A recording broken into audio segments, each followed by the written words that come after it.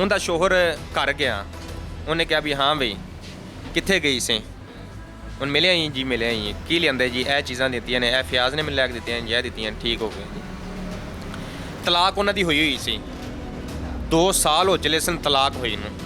एक दूसरे के साथ ही एक दूसरे के साथ ही रह रहे थे, तलाक को 2 साल हो चले थे, एक दूसरे के साथ रह रहे थे। लेकिन जो इमरान था वो रात को 2 घंटे सिर्फ इसके पास रहता था, फिर अपने घर चला जाता था। आपने अपनी और शादी की हुई थी पहली बीवी उसकी एक ही थी। इसके साथ, हिना के साथ उसकी दूसरी शादी थी, और दूसरी शादी में भी इसको तलाक दी हुई थी। कुछ ही टाइम आता था फिर अपने घर चला जाता। अपने घर चला जाता।